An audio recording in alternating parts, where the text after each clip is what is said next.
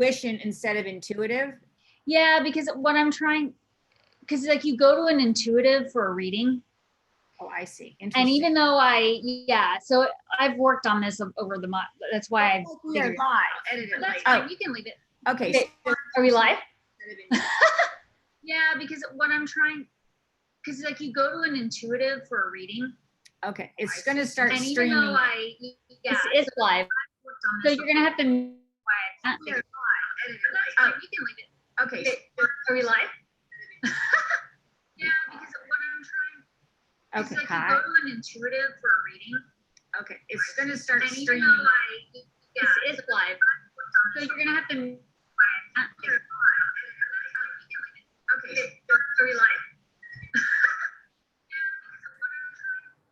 Okay, like you go to an intuitive for a reading. Okay, it's going to start streaming. It's live. So you're going to have to. Can you mute that on the left of the screen? On YouTube? Yeah, on YouTube, there's a little microphone. You can mute that. There we go. So did it record that other stuff? Yeah, that's streamed live to YouTube, and you're not recording. So if you want to record this, go ahead and hit record. Record it on YouTube now? On Zoom. Yeah. Oh, sorry. Okay. Hello. Here we go. Okay. So welcome everyone. I'm Liz Murdoch. I'm with Devon Duerr, who is a friend of mine, colleague. We're friends and colleagues.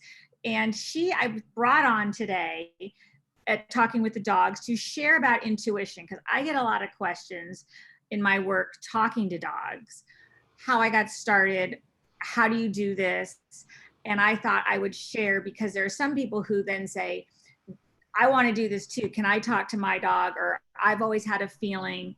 And so I thought it would be fun to just talk about intuition with Devon. So Devon, welcome. You are an animal communicator. You've done it your whole life. But as you've gone down your path, shall we say, in life and making choices, you've found that it brings you greater joy to coach people on the intuition part and then help with the animal part as part of it. But your main thing is if someone wants to use their intuition for something else besides talking to a dog, you can help them with that. Am I saying that right? Yes. And thank you, Liz, so much for having me on. I really appreciate it. I'm very excited about it.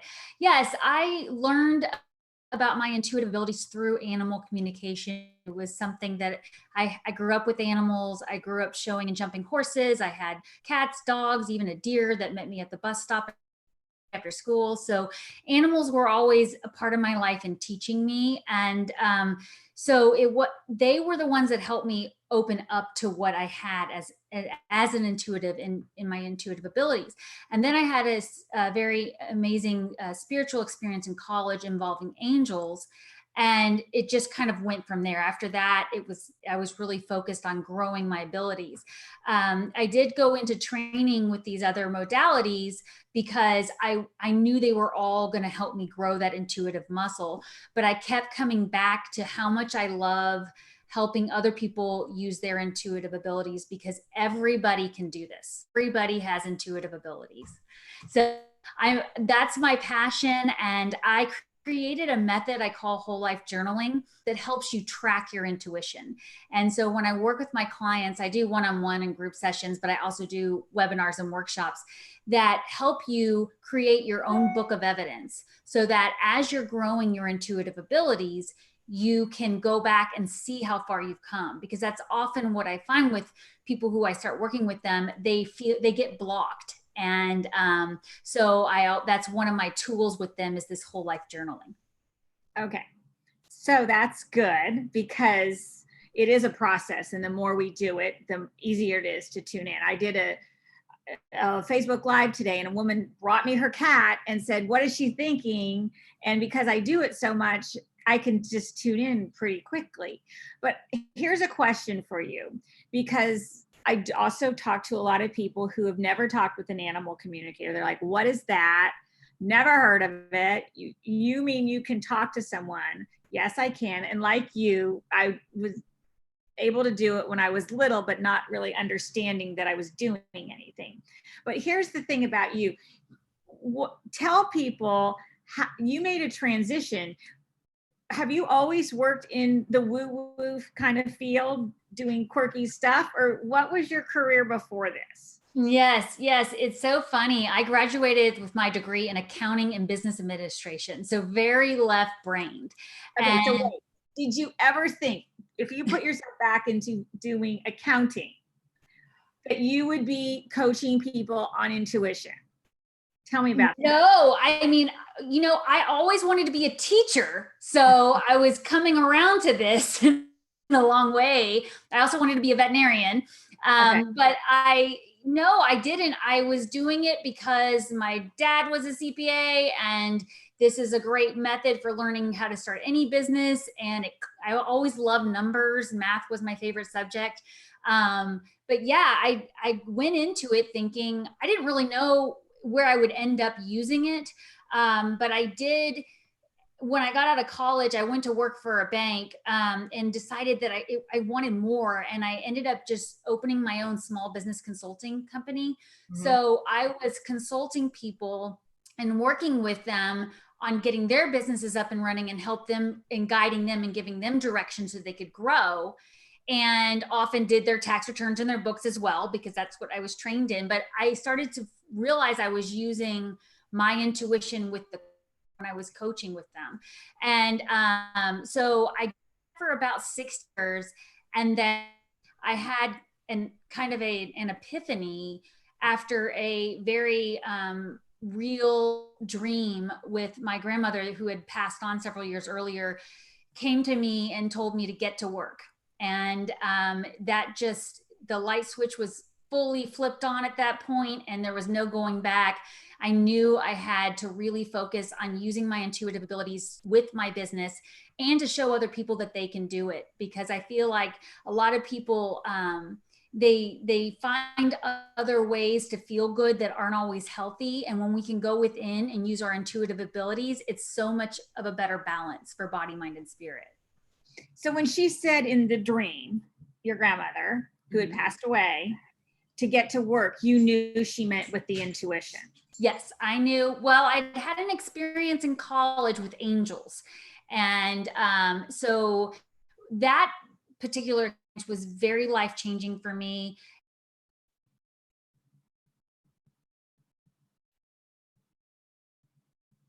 We lost the connection. I lost Devon. Real world stuff. Real world. Where's Devon? Devon is totally not there. Are you on YouTube, Devon? No, we lost her. She totally froze. Let's see what happens, because it's interesting that an accountant, but it's true, an accountant can still have trust your gut. Here we go. Trust your gut. Are you back, Devon? Our backup mode. Anybody see that video of meetings? Lost you. I'm texting her. Lost you. Well, sorry about this inconvenience. Teddy, you want to come say hi and talk to people? Do you have a message? Oh, somebody does. Who does here? Anyway, well, the point of all of this is that intuition can affect anybody. Anybody can experience it. She's trying to get back on. It's not connecting. So the point that I wanted to share today is that intuition anybody can experience it, have a gut feeling, whether you're an accountant or police officer or whatever you do, and you can develop that. Oh, here she goes. You can develop your intuition to do other things that you've always sort of thought you might want to teach, and now she's teaching intuition. Hello, welcome. Hi. We were I'm talking back about from Texas. real life. Okay, welcome back. So you're in San Antonio. You're based there. Yes. Right? You travel and do your workshops. Yes. Okay. So do you want to pick up where you were? Sure. Of the energy that was involved with that. No, I had this experience with angels, and it was really amazing. But because I was in this conservative environment, um, I was worried to share my experience with everybody around me. And I told my parents about it, and they said, talk to my grandmother, Yeah. mom's mom. I knew she had had an experience 4 or 5 years earlier that led her to really dig in and research angels and just go really deep into understanding angels and other people who had had encounters with angels. And I briefly remembered her mentioning it to me when I was in high school and kind of being like, well, that's cool, grandma, and going on. I didn't really give significance it needed at the time. But I did end up talking to her about it after that. And she really encouraged me to be open to and to allow it. And she even promised me that she would come back after to let me know it was real. And I work with her all the time. She still works with me. She's an amazing guide for me. Okay. So I want to know about your clients, because most of the people who I work with who want to go deeper talking with their dogs. I get a lot of people who want to just find out. They're curious or they have a medical question, but they're pretty specific on what they're doing. You're working with the whole intuition and intuitive aspect. Are most of your clients accountants who are like, hey, I want to do this too? Or how do people get started working with you? I find that normally people have some type of experience and they don't really know what to do with it and they need guidance on it. So when I was doing angel communication, which I don't really do anymore, mostly on just referrals and stuff, I was getting people who were like, this keeps happening or that keeps happening, and I want to know more about this. Mm-hmm. And then throughout the readings, I started to pick up on people's abilities that they already had. And I found that just by giving them a few tips here and there about their abilities, they would start to notice more. Yeah. And they wanted to connect to their angels. And so it became a passion of mine to help people figure out what they were already good at when it came to, having visions or being able to hear or, clairaudience and like that. It became easier for me to and where they were already naturally gifted and naturally open. And I've learned through just developing my own abilities that it really is a muscle. And so, just like going to the gym every day and working out, you want to work out this intuitive muscle. You want to keep practicing. You want to remain open to doing it. And if you have a bad day at the gym, that doesn't mean you're never supposed to go back to the gym again, right? If you're working with these skills, I wanted people to learn that it is something that you are building, and that the more you work on, let's say you do have visions on a regular basis, but you want to be able to hear, Right. or you want to have taste. Well, then you work on the vision first and you build that muscle. And that kind of expands everything and it starts opening other channels. And yeah, Okay, so okay, go on. no, I just that's what I really enjoy doing, is working with people on what they already are born with, naturally more open with, and then helping them cultivate more of their intuition all around and use all of their abilities. Because sometimes, it makes a little more sense if you can add those other senses in and get more of a picture. Right. Right. So you talked about clairaudient, which is about hearing, right? So when I work with the dogs or the pets, the animals, I sometimes hear. I will see things or know things, but this cat that I chatted with this morning, she or he said, "Leave me alone." And I heard the words, and then I saw the words spelled out. And that's from an animal. But when you're working with people who are developing hearing within themselves, what's that like? Well, usually they're describing to me as an experience they have, and we walk through that. On my website, I offer a free download for anybody that wants it, called The 5 Questions to Ask If You Think You've Received a Sign. And it really is about stopping and understanding our different senses before, during, and after the encounter. For example, a lot of people, they'll see a feather and they'll think, I think that's a sign about something, but then they're like, but I have no idea what it is. And so I'm working with them to ask certain questions and notice certain things so that they can then begin to understand how they receive messages, because we all receive it differently. Right. And we can grow in those abilities and receive even more because it's coming at us from all directions at all times. Right. Right. Okay. All right. So with as people grow, like I was intuitive mostly with dogs, and I've cultivated it with other areas, but it started with dogs and then it expanded with animals. I walked into a fish store one time and I was like, oh wow, they talk too. And I hadn't thought about it very much. Do you have people that have those experiences as they tune in with this muscle? What kind of things do they have in other situations than animals, but with themselves? Or how does it open up and grow? What should they be aware of? Well, they there's usually some loved one that will try to help them, that I've noticed with a lot of my clients.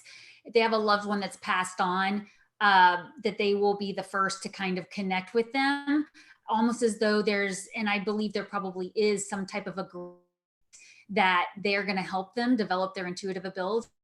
It's one of those things that if you're here, it's for a reason. If you're here learning about these intuitive abilities, I mean, everybody has them, but not everybody wants to cultivate their intuition. Not everybody wants to do this, and that's totally fine. But those who do, they're here, and there's support that is available to them for them to develop it, because we all have a purpose, every single one of us, and we can have guidance with that purpose. And so, yeah, I have a client whose mother actually brought her to me, and her mother had passed away a couple years before I met her. But not only did she make sure that we encountered each other, but she even sent some signs during the encounter that let me know there was somebody there. I didn't know it was her mother at the time because I was just talking to her, but I knew there was somebody there, and I knew there were some signals going on. And I ended up having to just do some cord cutting and shielding, which is a technique I teach with anybody who does this type of work, because I wasn't sure who it was.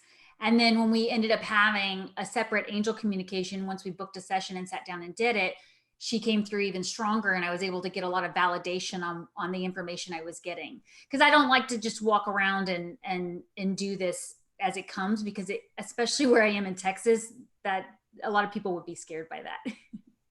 So you talk a lot about the angels. So do you find that like most of your clients then are, as they grow their intuition, it's you're saying that the first thing they do is they end up talking with people who've passed away? Not always. No, sometimes it's animals. I mean, I do have people that are like, I just knew my dog was this, and I just knew that I needed to go to the vet, and then it turned out this, and we had missed it, all this other. Sometimes it's that they have just seen repetitive numbers over and over and over, and it's actually kind of starting to scare them because they're like, what does this mean? Right. Sometimes it's, a lot of my clients are psychic. They have a lot of premonitions. And so one thing that I've always worked with is my dreams. For years and years and years, I've gotten premonitions through dreams. And so a lot of my clients will start having dreams with premonitions in it, or dreams with signs in it. So no, it's not always that. In fact, I'll tell you, I was kind of scared of the whole ship aspect early on, because I was like, oh, I'm going to grow my intuitive abilities, but I only want to talk to angels. I don't want anything else, any animals. But I didn't, as far as beings that weren't in front of me, that weren't physical. And I did not know some of the proper things to kind of protect my energy and protect myself. And so I did have a couple of experiences with mediumship that kind of scared me. And I'm glad I went through it, because it was nothing big. It just startled me. It blocked me for a while. And so that was another reason I really felt a passion for coaching with this, because when people get afraid, they block themselves, and they don't even necessarily know they're afraid. Right. Because it's not necessarily that they're afraid of, this person that's there that has passed on. it's that maybe they don't want to hear what they have to say. Like maybe they really want to connect with their grandmother, but they're afraid their grandmother's going to be wagging their finger at them or something, you know? So, you know, people have all these different things they come with into this. And so we work on that. And I always encourage my clients to do other forms of healing as well. Energetic healing. I think you mentioned I'm trained in Reiki and EFT, emotional freedom technique tapping as well. I normally refer clients on to other colleagues of mine that do this because I'm really, really focused on the coaching. But when you get into situations where you're feeling blocked or I'm not afraid, I'm just not getting anything, then it's good to go and start peeling back the layers and see what else is going on with you energetically.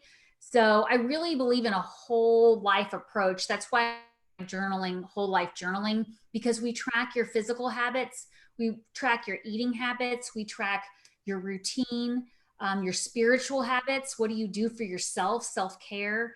So it's really all the method that, and not all of my clients do it, that, and they still grow, but it's one of the tools that I use so that when they say, okay, I was rocking along, I was talking to my mom, I was talking to my cat, everything was going great, and then now nothing. You know, I can say, well, let's go back to that time I remember about, you know, 3 months ago when this and this happened, and there was no denying that. You couldn't make it up. And they were, oh yeah. And so I have them go review. Did you lose me? Yep. Okay. I thought you were saying that. But I really like to have them go back and see, because for me, it was really about doing it myself. Just that's that accountant in me. I want proof. I want 2 + 2 to always equal 4, no matter what, you know? So I have a question for you. When the people, like, I am doing this very specifically with animals, and I have a mission to help people have better care, understand, make decisions, be at peace about a decision, something. Sure, there's the entertainment like, oh, wow, you can figure out that my dog has a red collar and, you know, pulls too much on the leash, and okay, maybe I'll go and practice my dog training so it's not pulling, because yes, it does have a cough that you picked up on. Mine's very specific on that. The people who've gone through your program or have been working with you for a while and they wanted help, are some of them doing things like you've made a career switch? How are they using their honed abilities? that's a really great question. What I find is almost immediately it starts helping them with whatever they're already doing, whatever business they're already in. It just starts to expand and grow. They know what direction to go in. They know who they should not be working with. When they start working with somebody new, they can scan them and get a sense of their energy and get a sense of, are they authentic? Knowing what projects to keep and what projects to let go of. Knowing if it's a good idea to collaborate on certain things and not. So it would help anybody who wants to better their career, but it also helps people just find a balance in their life. Maybe they are happy with their career, but they still find themselves off balance. There may be some other parts going on in their life that they don't even realize is putting pressure on them. There may be people who are draining them too much, and they feel obligated to that person. And so you are intuitive, they can kind of begin to shift those obligations. And I found people remove themselves from maybe not so healthy situations in a much less destructive way by using their intuitive abilities. Yeah, that's good. Yeah, I like it when people can trust themselves with their decisions with their dogs. It makes a difference. And trusting to allow them to be the dog that they really are, or the animal, and not worry, just leave it alone. That's what it wants. And what you're saying is they can leave a situation at work alone, or understand that it's not going to change, move on by trusting what they're getting. Right. And I even teach methods for like into that conference meeting with people that, you know, get under your skin, how you can shield from that, how you can guide the conversation in a healthy, you know, authentic way, that if they shoot daggers at you and they try to cut you down, you're not affected by that for the next week. Yeah, that's good. So it's about spiritual hygiene as well. I think developing your intuitive abilities is not just fun, like you said, like, oh, cool, this, that, and the other happened, and now I know what this means.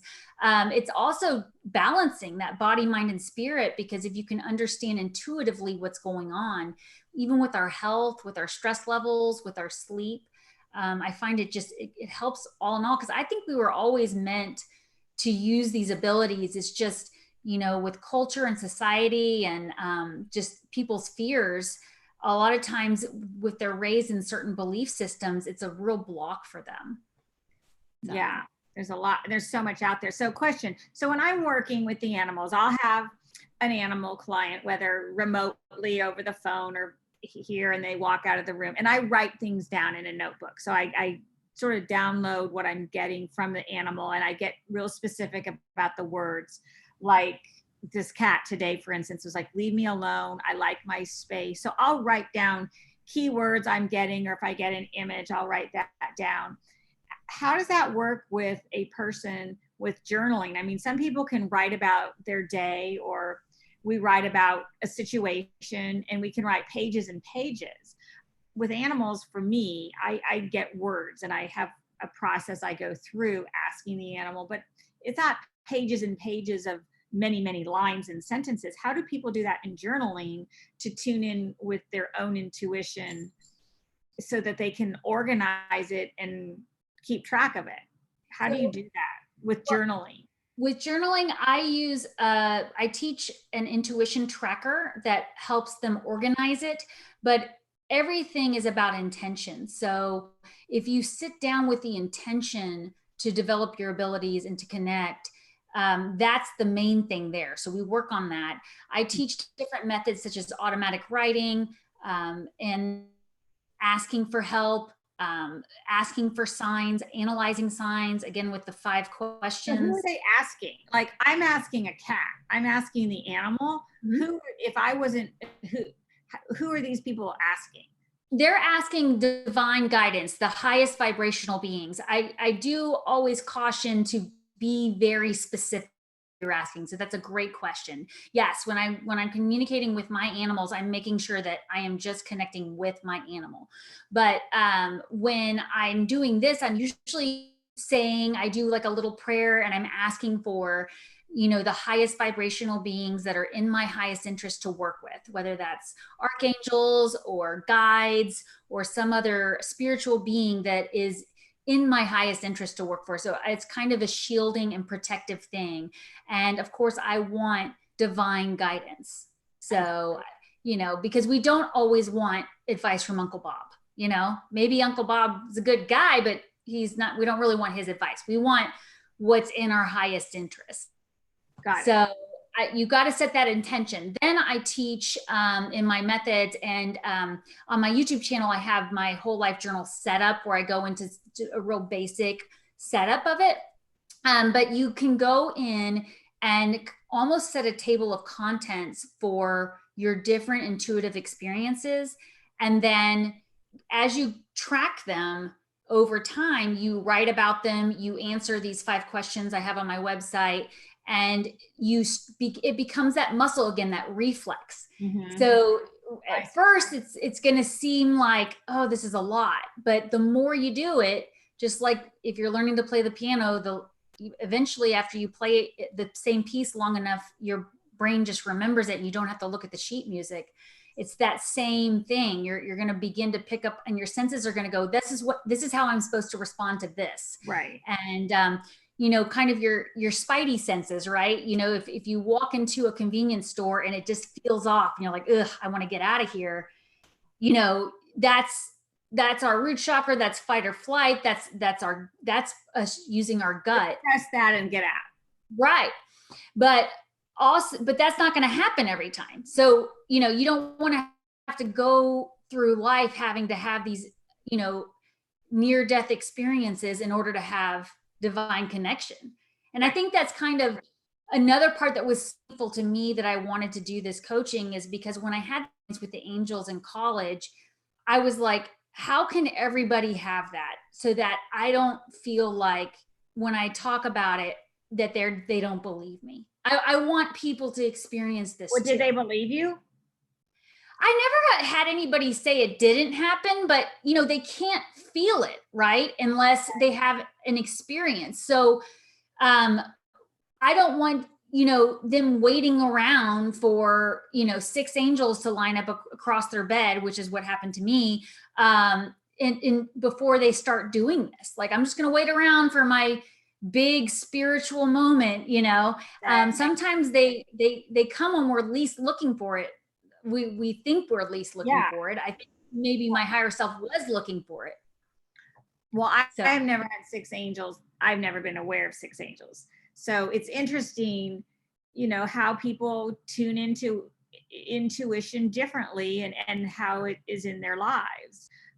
So we met doing animal communication, and then you have made choices. Were these choices based on, there's not enough cats to talk to, or whatever? Or how did your intuition, what intuitive steps made you realize you wanted to do coaching, that you could say, oh, and then I noticed such and such, I got more phone calls about the intuitive coaching or the journaling? How did that intuition teach you? Because, like, I know how I do it with the animals, but for you, going such a shift, how did intuition show up and guide you?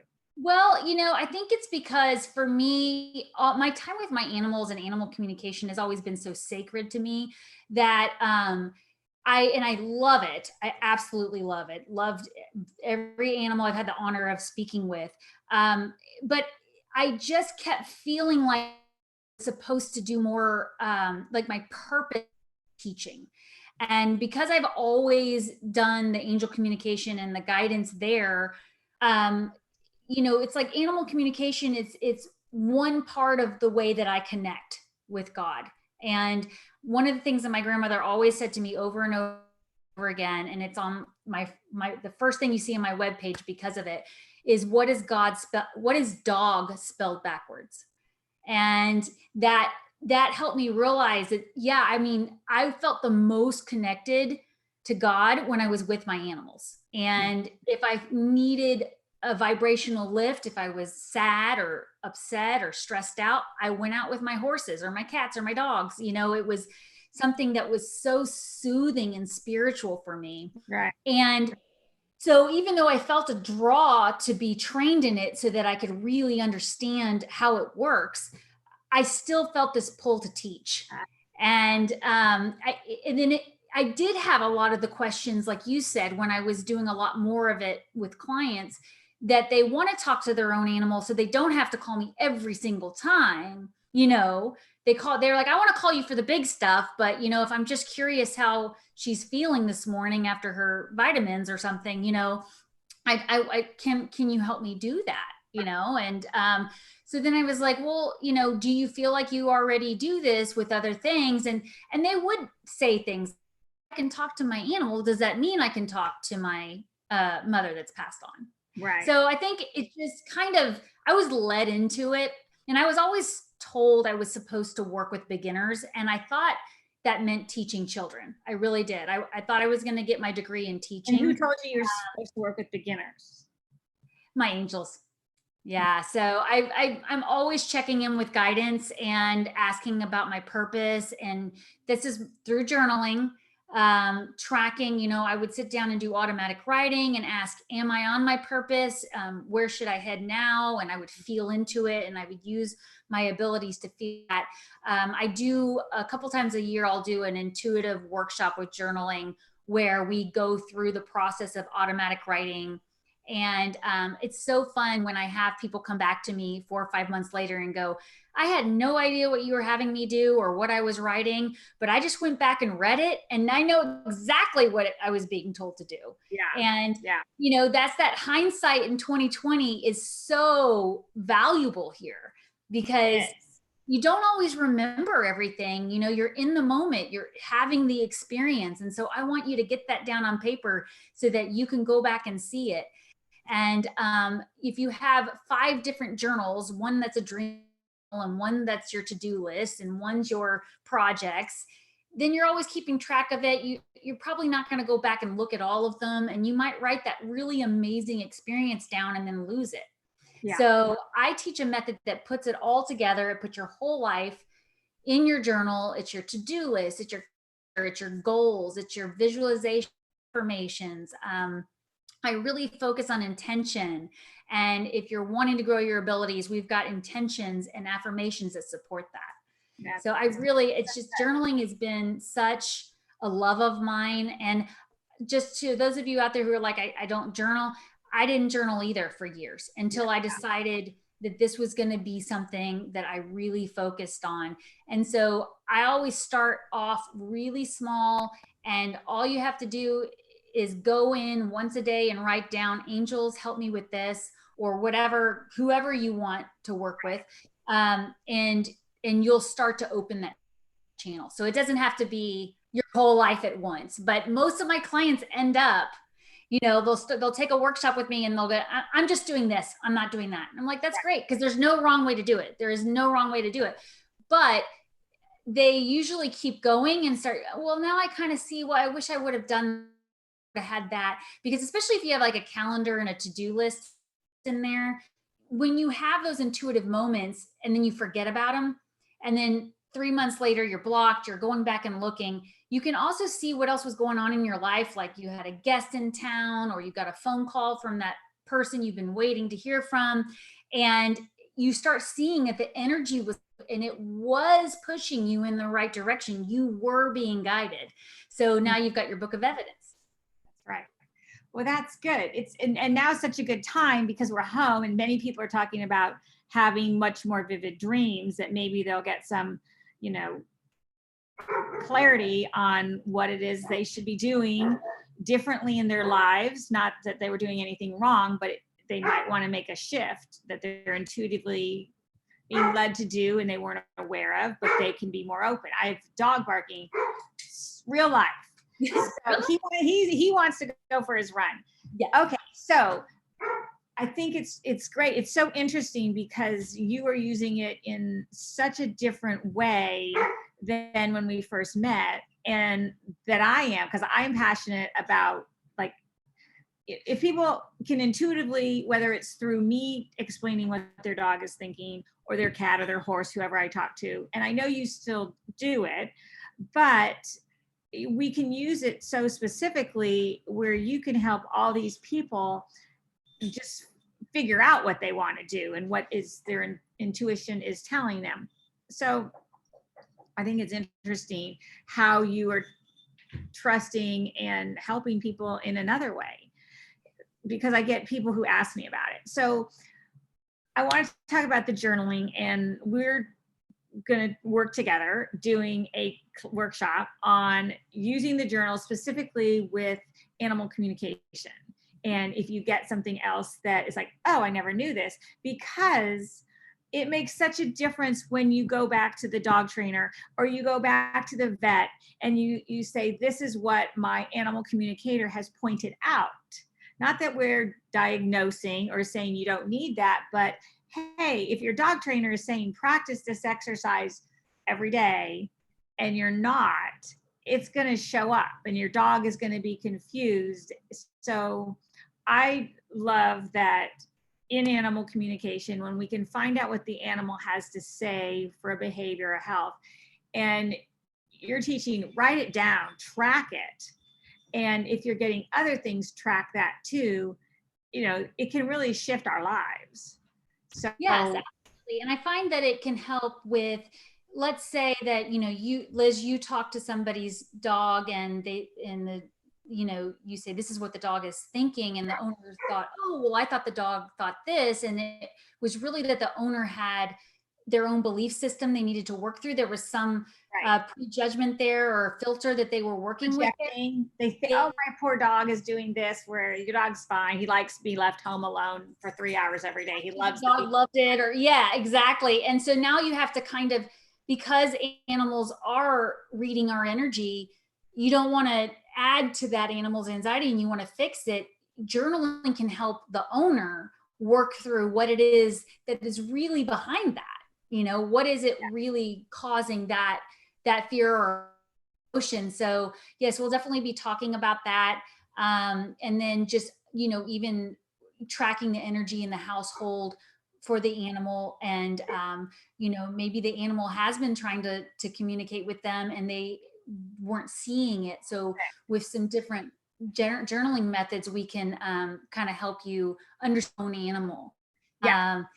And I wanted to mention the dreams, because you're right. I'm here. Everybody is asking me about the dreams. And so I used to get, I said I got a lot of premonition dreams and stuff. But when you were asking me about how did I decide to go into this? When I first graduated college, I had been offered a job at one of the big accounting firms, but I was having a recurring dream every single night that was causing me to get captured by the police. I was going to jail forever. I was jumping from skyscraper to skyscraper and couldn't get away. And at the end of the dream, I would get caught and I would think, I'm never going to see my animals or my family again. I would be so sad. And then I would wake up. And this was before I really started focusing on dream work and my abilities. But I did tell my parents about that and people around me. And the moment I said officially no thank you to the job offer, those dreams stopped and they were gone. And so that's where that's another example of where I think people may get off on the wrong path sometimes. And it's okay. We learn from everything we do. I'm so grateful I got my accounting degree. It's helped me so much. I'm grateful for all the experiences I've had with clients and other jobs I've had, but I'm so, thrilled to be able to use this and help others find their purpose. Yes. And that's what's so great about when we listen to ourselves, whether we think it's from the dog. I've had people say, oh, well, that was pretty good, but you could have guessed. I'm like, okay, well, whatever. If they can still use it to help them. And I had one client who I had told him, A, B, and C, these are information. And he's like, okay, fine, whatever. And then I ran into him like a year later and he's like, that was amazing. I realized later all these things. So thank you for sharing this, because I think both of us just want to help people to, tune into themselves, their pets, make a shift, because you're right. If we don't, then we may end up with those recurring nightmares or regrets or things that don't make sense and nag at us. And so it's like, why not give it a try? And exactly. And I mean, and animals are just such amazing spiritual beings. They're just so wonderful and high vibration. And, we know all the amazing things they do for humanity and for the world. And so this is an amazing way to give back too, with animal communication, and give them a voice. And when I teach journaling, you're giving your heart a voice by putting pen to paper. Oh, that's nice. Yeah. And when you can do that, I think it just lifts everybody, So even when we're in lockdown, working on ourselves is probably one of the best things we can do to help the entire world.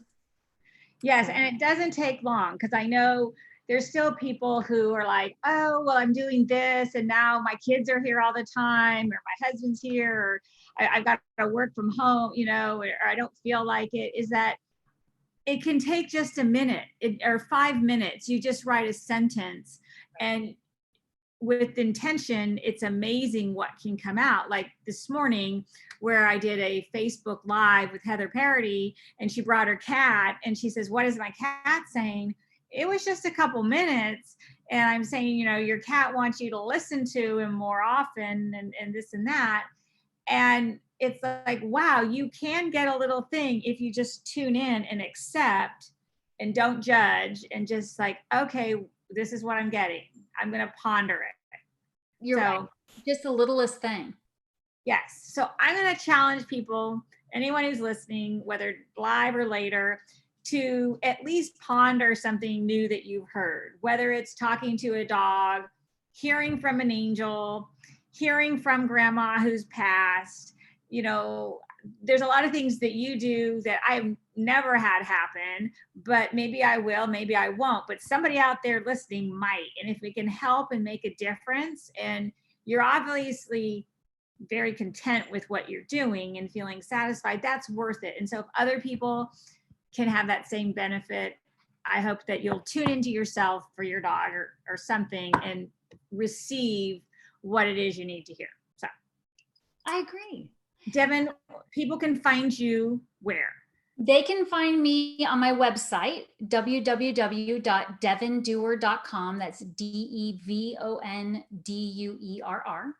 And then I have a YouTube channel where I give a lot of tips and tools for cultivating your intuition.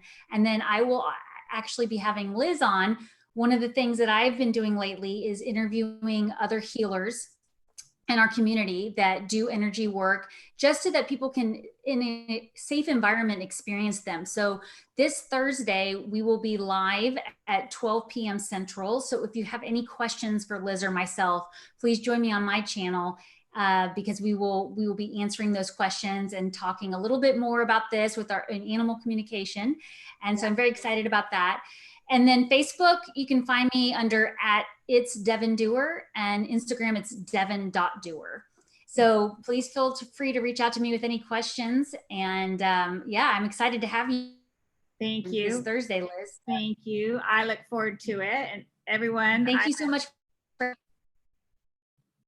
Oh, go ahead.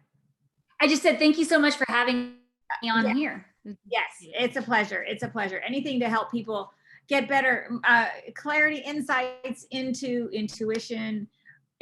People are more open to it. So I appreciate sharing that. And I'm at talkingwiththedogs.com, Liz Murdoch.